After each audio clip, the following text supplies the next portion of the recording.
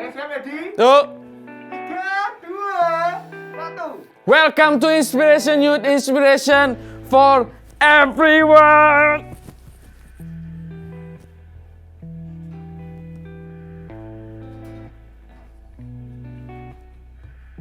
Pengumuman, Mas. Mohon maaf kalau ada gangguan ya. Tapi dari PPKM ini saya belajar untuk terus sabar menghadapi orang-orang yang penuh gangguan. Woi, ya, aku menyapa teman-teman yang baru join, yang baru nonton. Halo semuanya. Yang antek-anteknya Aigen juga. Halo semuanya, apa kabar? Sehat semua ya. Aku harap semua sehat dan baik-baik saja. Woi. Oke, aku akan membacakan pengumuman seminggu ke depan yang ada di Aigen, dan tak henti-hentinya aku juga mengingatkan bagi teman-teman yang mau berkenalan dengan Aigen, yang baru datang, yang belum percaya Tuhan Yesus, nggak masalah. Kalau kalian mau berkenalan dengan Aigen, bisa melalui WhatsApp Aigen di 085 866 949 372 dengan cara ketik baru, spasi nama, spasi tempat tinggal lahir, dan kirim ke alamat nomor telepon itu. Oke. Dan aku juga merimain buat teman-teman yang sudah tergabung di Aigen tapi belum punya teman yang dekat atau sekumpulan orang yang mengerti kalian. Aigen punya Meet dan Velas. Dan semua itu bisa kalian cek di aplikasi MyGPT.ko. Kalau kalian mau cari Velas, cari Meet, bisa di aplikasi GPT.ko, MyGPT ya, MyGPT yang bisa ditemukan di Play Store dan Apple Store di smartphone kesayangan kalian. Woi! Untuk teman-teman yang membutuhkan informasi pendaftaran pelayanan juga bisa melalui MyGPT ya teman-teman ya. Kalau kalian mau melayani di bidang musik, mau melayani di bidang dance, mau melayani di bidang pelayanan yang lainnya, kalian bisa cek MyGPT.ko. Install. Woi! Bagi teman-teman yang tergerak untuk memberikan persembahan, kita punya beberapa media, yaitu OVO, GoPay, dan rekening BCA kita. Mengingatkan lagi ya, lagu apa sudah muncul di digital platform kesayangan kalian, yang rata-rata adalah, ya tidak usah disebut. Kalian bisa cek di Inspiration Worship, lagu apa, tonton, denger, itu yang saya yang buat. Woi! Oke teman-teman, kita akan mendengarkan Aca dari teman-teman kita di Teens dan Youth. Eben Teens, Matius 22 ayat 39. Menurut saya, ayat di atas sangat berarti bagi saya. Karena dari kecil saya sudah diberikan lingkungan yang penuh dengan orang yang berbeda dengan saya. Ada yang berbeda fisik, agama, bahkan sampai sikap dan tindakan. Tetapi setelah saya membaca ayat ini, saya bersyukur kepada Tuhan karena diberi lingkungan seperti itu. Membuat saya belajar untuk mengasihi orang yang berbeda atau sama dengan kita. Karis Vienka Harsono dari Blessy Velas. Filipi 4 ayat 6. Dari ayat ini kita sama-sama belajar buat berserah sama Tuhan, yang mana Tuhan mau mengajarkan kita bahwa jangan kita khawatir akan apapun itu, baik masa depan, ekonomi, dan lain-lain. Karena Tuhan punya rencana buat hidup kita masing-masing yang terbaik Tuhan rencanakan. Nah itu dia acanya, sungguh memberkati, sangat memberkati, diulang lagi. Woi! Oke. Dan sekian 1 minggu ke depan pengumumannya. Dan aku mengingatkan teman-teman untuk terus jaga kesehatan, makan, minum, lakukan sesuatu yang membuat kalian bersuka cita dan tetap berdinamika dengan keluarga selama keluarga kalian masih bersama-sama dengan kalian. Oke, sebelumnya kita mau berdoa sebelum kita nanti masuk ke pujian dan penyembahan. Tuhan Yesus, terima kasih buat hari ini. Bersyukur Tuhan kalau bisa diberikan kesehatan sampai hari ini. Bersyukur juga apabila kami mendengar berita baik Tuhan di negeri kami semakin memulih, semakin membaik. Dan biar Tuhan setiap hari kami terus bertanggung jawab Tuhan untuk protokol kesehatan. Sehingga kami juga membantu bersama-sama untuk membangun negeri ini Tuhan. Karena kami berada di negeri ini Tuhan bukan tanpa sebab, dan semuanya itu hanya untuk kemuliaan nama-Mu. Jadikan kami inspirasi di sekitar kami. Dan sebentar kami akan pujian dan penyembahan, bawa hati kami untuk terus menyembah-Mu. Hanya di dalam nama Tuhan Yesus kami berdoa mengucap syukur. Haleluya. Amin. Terima Terima kasih Bapak buat sore hari ini. Kalau kami masih ada, kami boleh memberikan hidup kami untuk memuliakan nama-Mu Tuhan. Kami berterima kasih untuk setiap kebaikan Tuhan yang sudah Tuhan berikan bagi setiap kami sore hari ini Tuhan. Kami mengucap syukur, dan biarlah Tuhan sore hari ini kami boleh memberikan hidup kami, hati kami untuk menyembah Engkau Tuhan. Nama di atas segala nama, Raja di atas segala raja Tuhan. Terima kasih Tuhan. Kami menyembah-Mu, kami menyembah-Mu.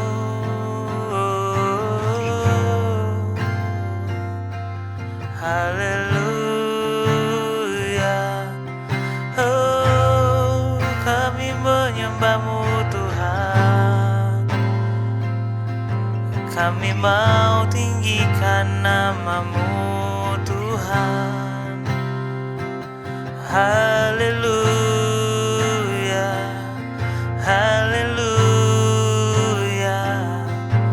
haleluya.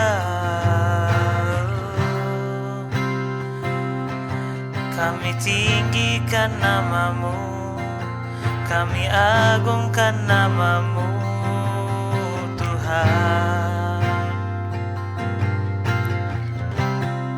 Roh Kudus yang beri kekuatan bagi setiap kami, Kau penghibur kami Tuhan, Kau penyembuh, kuasa-Mu bilur-Mu menyembuhkan. Kami percaya kuasa-Mu bekerja di hidup kami. Haleluya.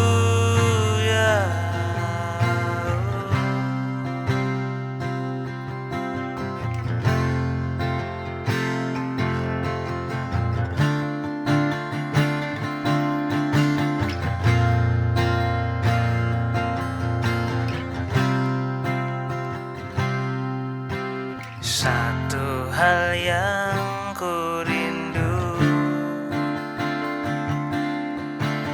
berdiam di dalam rumah-Mu. Satu hal yang ku minta, menikmati bait-Mu Tuhan. Satu hal yang ku rindu, berdiam di dalam rumah-Mu. Satu hal yang ku minta, menikmati bait-Mu Tuhan. Lebih baik satu hari di pelataran-Mu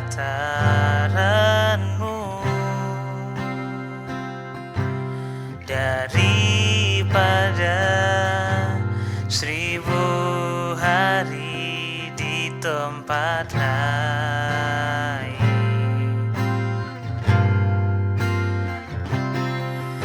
Memuji-Mu, menyembah-Mu, Kau Allah yang hidup, dan menikmati semua kemurahan-Mu.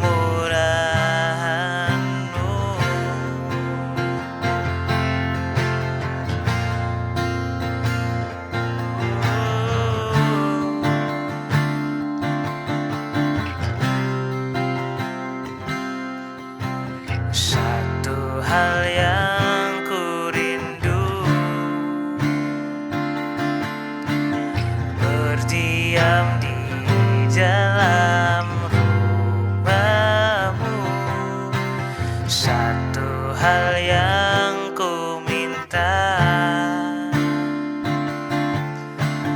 menikmati bait-Mu Tuhan.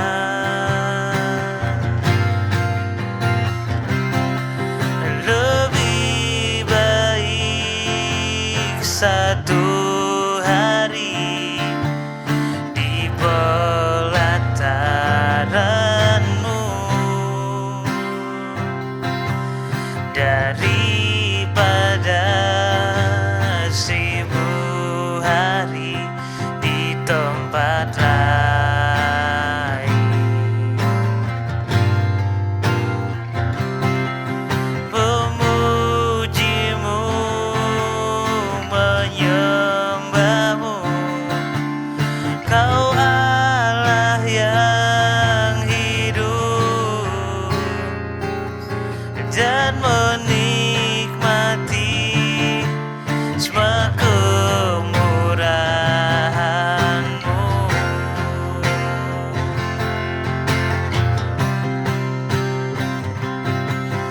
Lebih baik satu hari di pelataran-Mu daripada 1000 hari di tempat lain.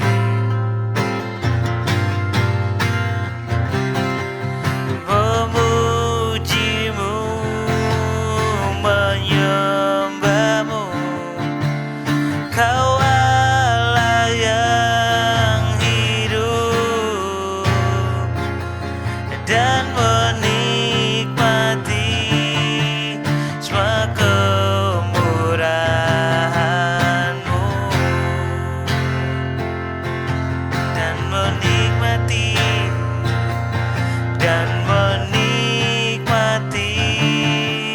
semua kemurahan-Mu,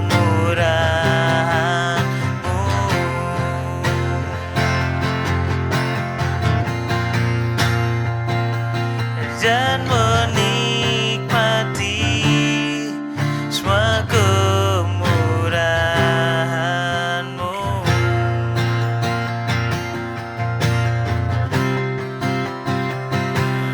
Haleluya.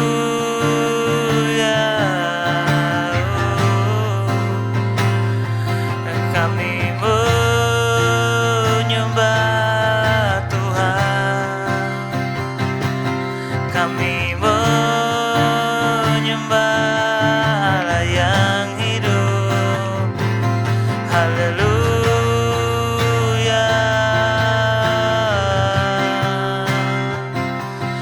Haleluya.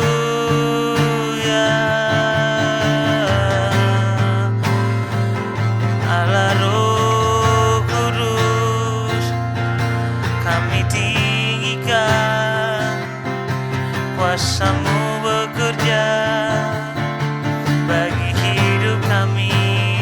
Terima kasih Roh Kudus, terima kasih Roh Kudus.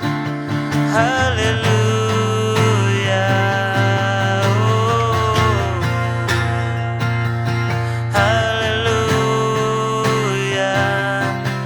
Kami menyembah, kami tinggikan Allah Roh Kudus, Allah Roh Kudus. Jamah setiap kami Tuhan, pulihkan kami Bapa. Oh. Haleluya. Haleluya. Haleluya. Oh. Haleluya. Haleluya. Oh. Haleluya. Haleluya. Haleluya.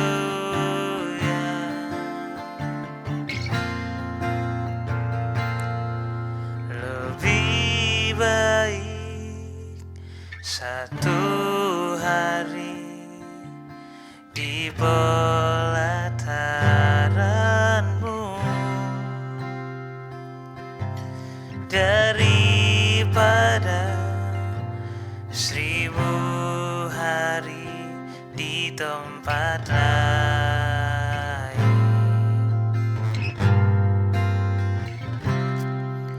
Memujimu, menyembahmu, Kau Allah yang hidup,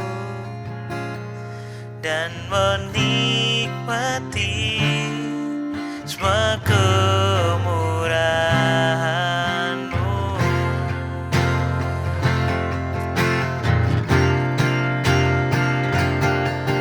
Lebih baik satu hari di pelataran-Mu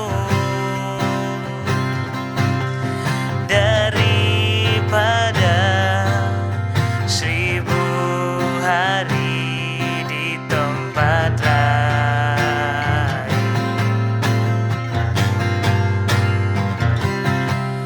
Memuji-Mu, menyembah-Mu, Kau Allah yang hidup, dan menikmati semua kemurahan-Mu, dan menikmati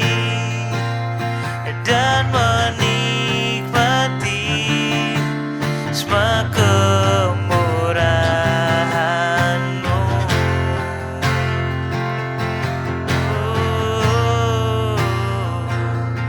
Dan menikmati semua kemurahan-Mu.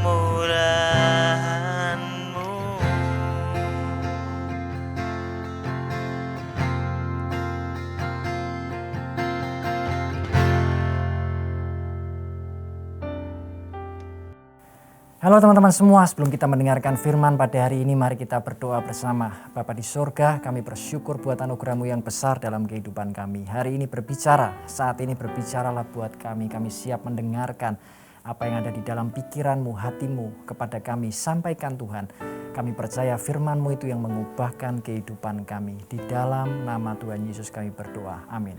Kita akan belajar untuk menutup bulan ini dengan tema Allah Tritunggal. Ini merupakan sebuah doktrin atau ajaran yang cukup sulit, bahkan salah satu yang tersulit untuk dijelaskan. Tetapi kita perlu untuk mempelajari akan doktrin atau ajaran ini mengenai Allah Tritunggal, karena ribuan tahun sebelum kita ada, bahkan ketika masa gereja purba, masa gereja mula-mula, bapak-bapak gereja telah bergumul melawan ajaran-ajaran sesat. Mereka berjuang, mereka mempertahankan kepercayaan mereka, mereka merumuskan seperti apa Allah Tritunggal itu.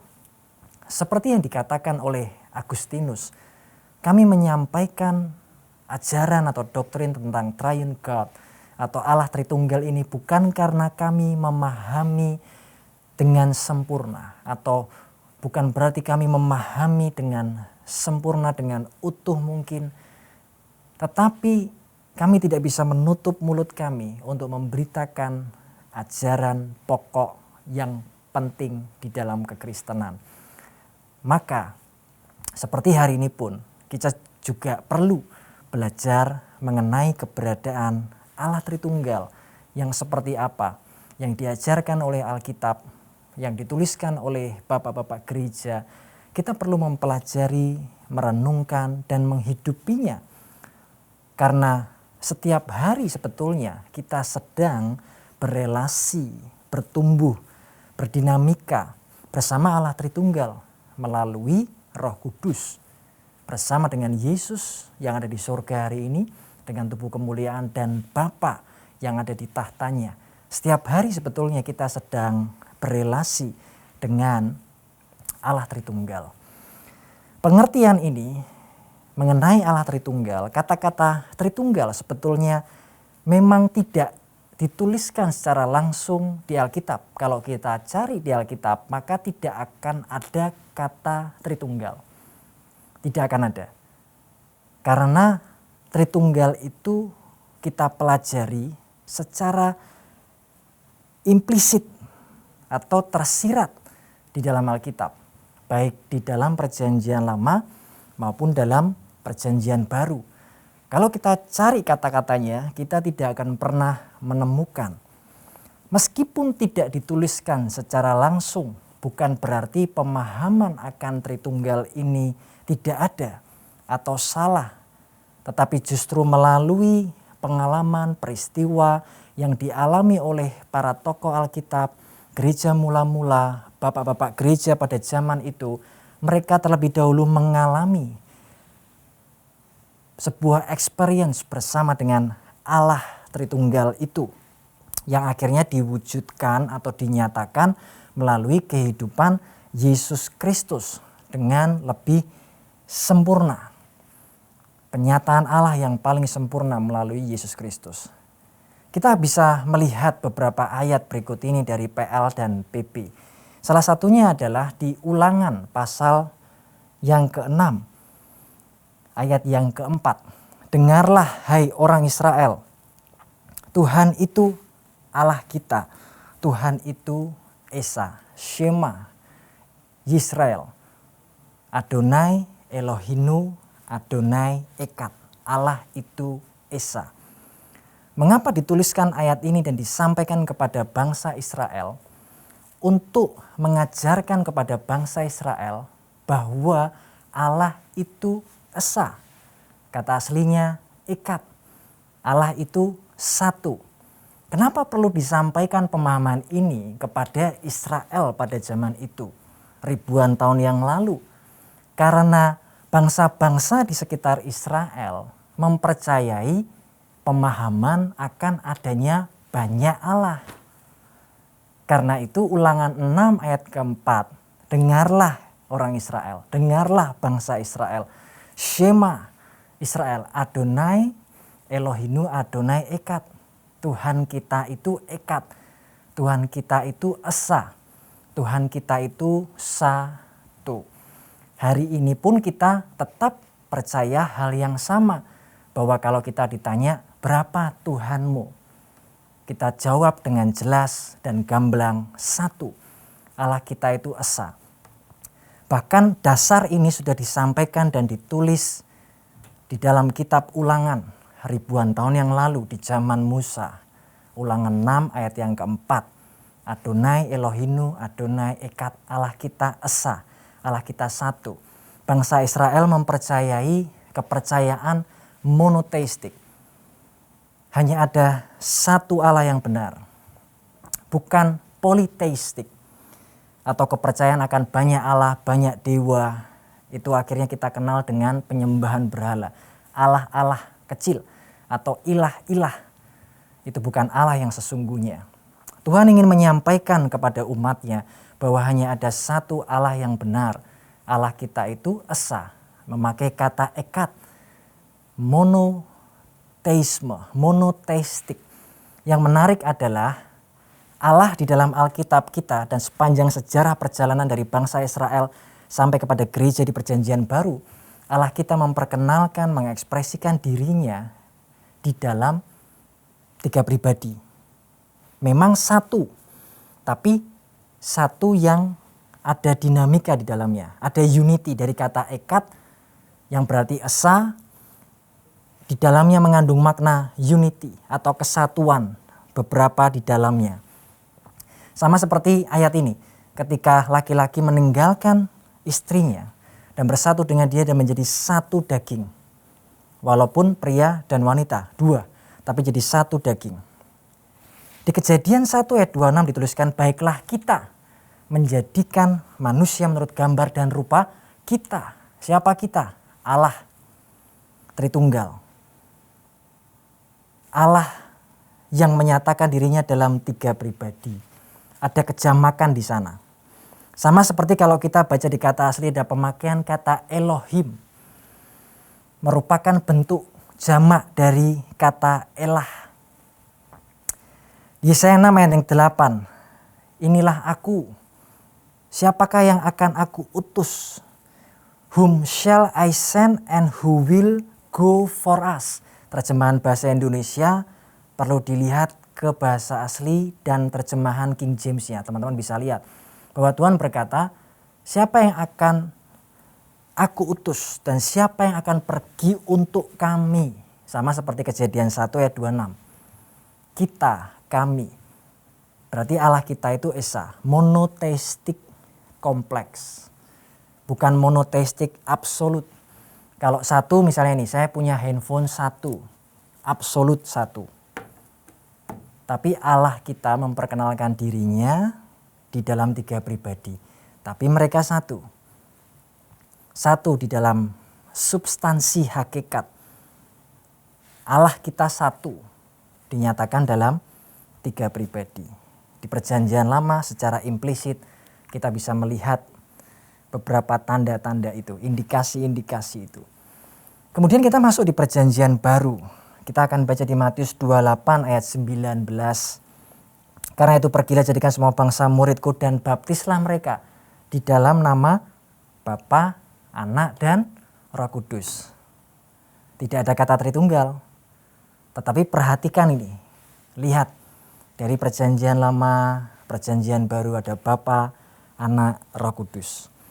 2 Korintus 13 ayat 14 kita akan buka ya. 2 Korintus 13 ayat 14.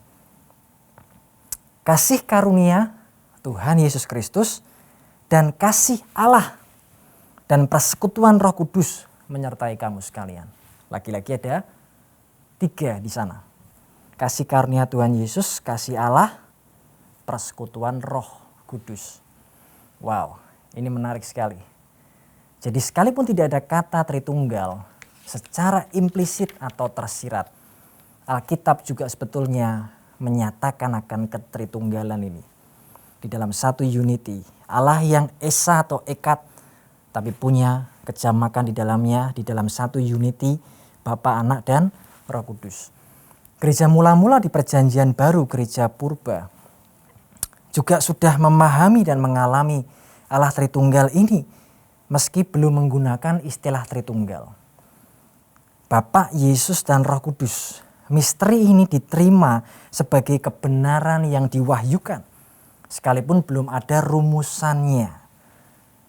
Sebagai kebenaran yang diwahyukan dan gereja sudah menerima sejak waktu itu. Seiring berjalannya waktu, gereja berjalan, bertumbuh, abad 1, abad 2, abad 3, bertumbuh ya. Dari setelah kematian dan kebangkitan Yesus muncul tantangan. Ada ajaran-ajaran yang menyesatkan, menggoyangkan, menggoncangkan iman kekristenan. Dan salah satu yang digoncang juga pengertian mengenai Allah Tritunggal ini. Siapa Yesus, apakah Yesus layak untuk disembah. Dan seputar permasalahan salah satunya ada di Allah Tritunggal. Maka sampailah seorang Bapak Gereja, seorang yang sangat pandai pada waktu itu. Seorang yang bernama Tertullian yang hidup di masa 160 Masehi sampai 220 sekian. Tertullian, dialah orang yang pertama kali merumuskan dan menggunakan kata Tritunggal. Akhirnya dia merumuskan Allah Tritunggal itu, ada panjang penjelasannya, tapi salah satu intinya adalah Allah kita itu satu hakikat 3 pribadi. Una substantia, tres persona. Itu yang dituliskan oleh Tertullian. Di Alkitab tidak ada kata Tritunggal, mulai muncul di zaman seorang yang bernama Tertullian. Lalu resmi menjadi doktrin gereja, diakui secara umum di dalam kalangan gereja itu di konsili Konstantinopel tahun 381. Di sanalah akhirnya doktrin mengenai Tritunggal diterima dan menjadi doktrin gereja secara umum. Sejak masa itu ketika gereja menerima ajaran tentang Tritunggal, dan tentu saja itu semua dibuat, dituliskan, dirumuskan kepada dunia Yunani Romawi pada waktu itu. Dan salah satunya melalui Tertullian. Maka gereja bisa merumuskan dan kemudian dijadikan sebagai doktrin gereja di tahun 381 di konsili Konstantinopel. Ada beberapa ajaran yang salah, yang menyimpang pada waktu itu, yang kalau pada hari ini kita mendengar kembali pengajaran-pengajaran itu, sekarang sebetulnya kita bisa membedakan kira-kira mana yang ajaran yang salah atau yang menyesatkan. Kalau hari-hari ini di zaman modern masih ada pengajaran-pengajaran yang salah, kita bisa melihat sebetulnya ajaran-ajaran yang salah pada waktu itu, pada zaman itu. Dan kita bisa memilahnya sebetulnya, kita bisa men-screeningnya lagi. Seperti yang terjadi pada gereja mula-mula. Artinya kita tinggal melihat apa yang telah dirumuskan oleh gereja mula-mula pada saat itu. Dan membantu untuk kita hari ini mengenali ajaran-ajaran yang salah atau sesat ini. Itu akan membantu kita. Beberapa ajaran yang salah itu akan punya beberapa indikasi atau tanda-tanda tentang Tritunggal ya. Misalnya akan ada dua ekstrim. Lebih ekstrim ke keesaannya atau kejamakannya. Biasanya akan lari kepada dua ekstrim ini. Seperti contohnya ada ajaran yang bernama doketisme. Kristus bukan manusia sejati. Hati-hati kalau begini. Kalau Kristus itu Allah sejati, manusia sejati. Sebaliknya ada pengajaran ebionisme. Kristus bukan Allah sejati. Yang satu mengatakan bukan manusia sejati, yang satu mengatakan bukan Allah sejati. Kristus adalah manusia sejati, Allah sejati yang menjadi manusia. Nah, kita bisa lihat tanda-tanda ini. Kalau kita dengar lagi hari-hari ini pengajaran macam begini, mempertanyakan keilahian Kristus, mempertanyakan kemanusiaan Kristus, hati-hati. Ini berarti udah tercium bau-baunya ya. Kemudian ada lagi ajaran sabellianisme atau modalisme. Satu Allah dalam tiga bentuk atau tiga wujud. Seperti apa? Misalnya nama saya Yogi. Kalau di gereja saya jadi pendeta. Kalau lagi di mimbar mengajar sebagai pengajar. Kalau di sekolah STT misalnya sebagai pengajar atau membantu mengajar. Lalu kalau di rumah saya sebagai ayah, tapi sebetulnya satu pribadi yang sama. Nah, hati-hati. Ini juga ajaran yang salah. Kita bisa lihat nih tanda-tandanya. Ingat Allah kita Allah Tritunggal, sebetulnya ada tiga pribadi. Yesus bukan Bapa, Bapa bukan Roh Kudus bukan Yesus. Ketiganya bisa dibedakan. Ada Bapa, Putra, Roh Kudus. Tapi ajaran yang salah mengatakan sebetulnya itu cara Allah mengekspresikan dirinya. Bapa dalam wujud Yesus, dalam wujud Roh Kudus sebetulnya itu Bapa. Ini salah. Nah, udah tercium ya bau-baunya ya. Kemudian yang pasti juga salah, pengajaran tentang kepercayaan tentang banyak Allah atau lebih dari satu. Triteisme, tentang tiga Allah. Allah kita tiga, salah, Allah kita satu. Kemudian ajaran politeisme, banyak Allah, salah. Allah kita satu. Jelas, Ulangan 6 ayat yang keempat. Kemudian ada juga pengajaran Arianisme, Yesus itu ciptaan. Berarti juga mempertanyakan tentang anak ini. Anak ini termasuk Yesus, termasuk banyak yang diserang juga. Keilahian, apakah dia ciptaan atau bukan. Gitu. Kalau Yesus Allah bersama-sama dengan Bapa, firman itu bersama-sama dengan Allah, dia sudah ada sejak kekekalan sampai kekekalan. Allah Tritunggal ini selalu bersama-sama dari kekekalan sampai kekekalan. Arianisme juga pengajaran yang salah. Yesus bukan ciptaan. Yesus juga pribadi Allah yang bersama dengan Bapa sejak dari mulanya. Nah, di sini kita bisa mengerti, bisa memilah. Nanti akan muncul atau sudah muncul hari-hari ini, mungkin besok akan muncul lagi, kita bisa lihat. Kalau meragukan keilahian Allah itu tanda-tanda. Kalau di antara tiga ini ada satu yang berbeda, lebih rendah, lebih tinggi. Karena mereka satu hakikat, satu substansi sehakikat, jadi mereka sama, Allah, Bapa, Anak, Roh Kudus. Kalau ada juga yang mengajarkan sebetulnya satu, ekspresinya tiga, itu juga salah. Sekarang kita bisa mengerti dan disimpulkan bahwa Allah Tritunggal itu adalah Allah yang esa dengan 3 pribadi atau hipostasis, 3 pribadi dengan satu hakikat atau substansi. 3 pribadi ini dapat dibedakan tetapi tidak dapat dipisahkan. Itulah kesimpulan singkatnya mengenai Allah Tritunggal. Nah, di dalam perjalanan iman kita bisa terus menggali akan hal ini, mengalami hal ini menjadi sangat pokok dan sangat penting karena ini mengajarkan kita tentang siapa Allah kita, siapa Allah yang kita sembah. Dengan semakin mengenal Dia di dalam keberadaannya, di dalam ketritunggalannya ini, kita bisa mengerti bahwa sejak dari kekekalan sampai kekekalan, Allah Tritunggal itu sudah di dalam kasih dan saling mengasihi.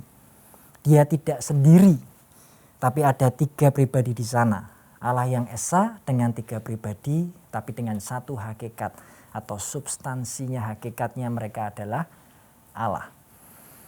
Nah, di dalam kekekalan itu mereka begitu penuh dengan kasih di antara mereka. Sebelum bahkan mereka menciptakan manusia. Maka di sini kita bisa mengerti mengapa Allah itu disebut kasih. Karena mereka di dalam kasih itu. Bapak nggak pernah sewot sama Yesus, Yesus nggak pernah sewot sama Roh Kudus juga nggak pernah sewot sama Bapak. Mereka bisa dibedakan tetapi dalam satu unity, kesatuan, dalam sebuah ikatan yang begitu dinamis, begitu utuh, saling melengkapi satu sama lain. Tidak ada kontradiksi, tidak ada sengketa di antara mereka, nggak ada dendam, nggak ada benci di antara mereka, nggak ada jealous di antara mereka. Roh Kudus bisa aja jealous sama Yesus kan? Kenapa Yesus yang dikasih kemuliaan, bukan Roh Kudus, bukan aku? Bapak juga memberikan kuasa kepada Yesus dan Yesus mengembalikannya kepada Bapa. Dengan begini kita bisa mendalami lagi makna siapa Allah yang kita kenal, siapa Allah yang kita sembah. Di dalam kekekalan sampai kekekalan mereka saling mengasihi. Di dalam kepenuhan dan keutuhannya itu sebagai pribadi Allah. Akhirnya manusia diciptakan. Dan sekarang kita bisa mengeksplor, mendalami, mengalami kembali kasih dari Allah Tritunggal kepada kita. Dan itu yang membuat hidup kita bisa bertumbuh terus menerus di dalam persekutuan akan Dia. Kasih karunia Tuhan Yesus, kasih Allah Bapa, dan persekutuan di dalam Roh Kudus yang selalu membuat kita bertumbuh berjalan sampai hari ini. Saya ingat sekian tahun lalu, saya pernah cerita beberapa kali, tapi saya mau ulangi lagi. Karena buat saya ini sangat memorable, menarik buat saya. Justru ketika pertama kali saya bertobat, saya belum kenal banyak siapapun, saya belum kenal siapapun. Waktu itu saya ikut sebuah persekutuan doa di dekat rumah saya, bertumbuh di sana sekitar tahun 2005. Nah, suatu kali teman sekolah saya memberikan sebuah buku yang isinya tentang membahas ketritunggalan Allah. Waktu saya baca buku itu saya nggak ngerti karena saya belum belajar apa-apa, baru belajar baca Alkitab aja. Nah, di sana dituliskan bahwa beberapa hal yang saya ingat karena udah cukup lama ya, sekian tahun yang lalu. Kata-kata itu antara lain begini, ada gambar Yesus sedang berdoa di Taman Getsemani, kemudian dituliskan, intinya adalah kalau Yesus Allah, kemudian dia berdoa, lalu dia berdoa kepada siapa? Kalau Yesus itu Allah, dia berdoa kepada Allah, lalu Yesus berdoa kepada siapa? Gitu. Karena Yesus itu Allah, dia ada di bumi, lalu surga itu kosong, nggak ada Allahnya dong. Nah, pertanyaan itu mengganggu saya. Saya tidak bisa memberikan jawabannya. Benar-benar saya tidak mengerti bagaimana harus memberikan jawaban atas pertanyaan itu yang menggelisahkan hati saya. Tetapi disitulah saya mengerti bahwa itu cara Tuhan untuk memberikan dasar fondasi di dalam kekristenan saya. Sejak pertama kali saya bertobat, bahkan belum dibaptis waktu itu. Saya belum ke gereja manapun waktu itu. Tapi Tuhan mendasarkan fondasi itu mengenai Allah Tritunggal, betapa pentingnya doktrin ini. Bukan berarti saya sekarang sudah memahami dengan sempurna, tidak. Seperti kata Agustinus, bukan karena saya memahami dengan sempurna, tetapi karena doktrin ini penting, maka kita perlu menyampaikan. Kita tidak bisa menutup mulut kita, itu kata Agustinus, untuk menyampaikan tentang Allah Tritunggal. Bukan berarti kita memahami secara sempurna, tapi kami tidak bisa menutup mulut kami untuk memberitakan tentang Allah Tritunggal. Nah, seringkat cerita, pengalaman itu membawa saya cari terus. Waktu itu secara otak saya nggak bisa jelaskan buku ini salah. Secara hati ada Roh Kudus yang membedakan roh. Saya tahu di hati bahwa ini buku yang salah. Ini ajaran yang salah. Dan ternyata itu pengajaran yang salah tentang Allah Tritunggal. Yang sekarang saya bisa lebih mengerti perlahan demi perlahan, pelan-pelan. Dari demi hari saya terus mencari siapa Yesus sebenarnya, siapa Yesus. Siapa Allah ini? Nah, sampai sekarang itu yang membawa saya terus pengen untuk mengenal dia, mengalami kasihnya, dan terus bertumbuh dalam persekutuan bersama dengan Allah Tritunggal ini. Dan iman saya makin bertumbuh, makin mantap. Bukan berarti sempurna, tapi saya pengen justru semakin haus dan lapar mengenal akan Allah, mengalami kasihnya, berelasi dengan dia, sebelum waktu saya habis di dunia ini. Saya berdoa dan mengajak kalian semua untuk bertumbuh ke arah yang sama. Kepada Kristus, kepada Allah Tritunggal. Nikmati kasih dan cintanya setiap hari. Belajar Alkitab, banyak baca, bertumbuhlah sebagai murid Kristus. Dan saya percaya Tuhan akan membawa kalian bertumbuh, kita semua bertumbuh. Semakin dewasa dalam pengenalan, semakin kaya akan kasih Allah. Dan pengalaman kita bersama dengan Tuhan, yang kita akan menjadi serupa dengan Dia untuk dimuliakan suatu hari nanti. Mari kita berdoa. Terima kasih buat kebenaran-Mu, yang mungkin buat sebagian besar kami belum bisa menerima seutuhnya, masih menjadi samar-samar buat kami. Masih banyak hal yang belum kami mengerti, tapi kami percaya bahwa benih firman, pengenalan akan Allah ini akan tertanam dalam hati kami yang terdalam, membawa, menuntun, mengubahkan kami hari demi hari, dan kami akan mengenal siapa Allah Tritunggal. Setiap hari Engkau bukakan, menyingkapkan siapa Engkau. Sebenarnya Allah yang kami sembah, satu-satunya Allah yang benar. Tolong kami, Bapa, Putra, dan Roh Kudus, untuk selalu menuntun langkah hidup kami. Makin mengenal Engkau, mengarahkan hati kami hanya kepadamu, melakukan tugas dan panggilan yang Engkau berikan sampai waktu kami selesai, sampai Engkau datang kembali. Dan kami percaya hidup kami di tangan-Mu yang sempurna dengan kasih-Mu yang selalu menjaga, memegang, menopang kehidupan kami semua. Terima kasih Tuhan buat setiap teman-teman yang belum pernah menerima Yesus sebagai Tuhan dan Juru Selamat. Ikuti doa saya secara pribadi. Tuhan Yesus, aku orang yang berdosa. Aku menerima Engkau sebagai Tuhan dan Juru Selamatku. Dan aku percaya aku dibenarkan melalui penebusan-Mu di atas kayu salib. Di dalam nama Tuhan Yesus. Amin. God bless you.